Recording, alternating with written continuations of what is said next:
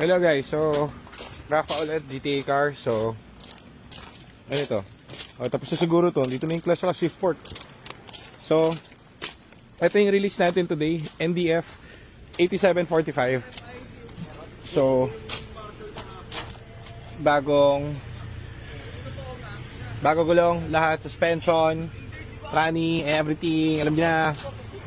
Ang ganda ng loob, may dashcam na kompleto, pug.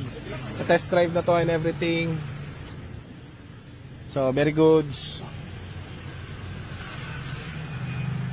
Teka, start natin. Mark, start mo nga.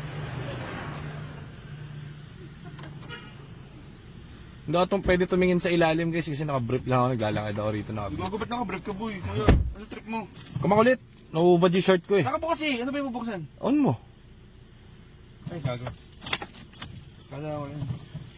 Ano kung meron ka ito? Aircon.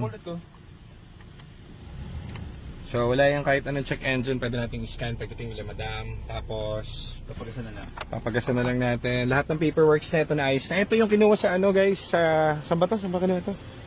Sa Antipon. Rizal nga yata. Eh, hindi pa pwede papalitan. Meron pala ito. Meron nga yun talaga. Eh, si Joseph pa magaling. Di, labas mo na rito para maano. Yan. Okay. Medyo na ano lang yan, medyo natagalan to guys kasi ang rehistro nito, pasuto ng 9 years guys. 9 years pare.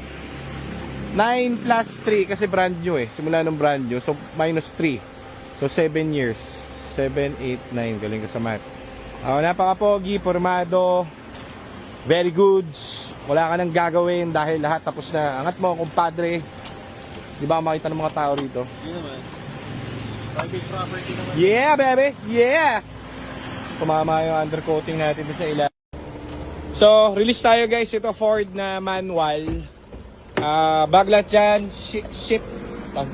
Wala pala ship port to, manual nga pala to. Yung clutch lang. Yung clutch lang na pang manual. Bago yan. Battery, radiator, PMS, undercoating. Tama yung itsura. Natagal lang kami kasi 9 years pare, paso, di ba? Bali 7 years. Pinalakad pa yung release. So pinalakad, hindi kami nagre-release ng may something eh. So bago niya gamitin, pinarehistro namin na tagal. 9 years pare. Mahal nung ano binayaran natin sa rehistro. Mahal eh, wala ganun talaga. Naku, yun na si ma'am, naku, nakabrief ako. Dali guys, nakabrief ako eh. Makita ako. Wala ako suot eh. Mamaya na ulit yung vlog, sige.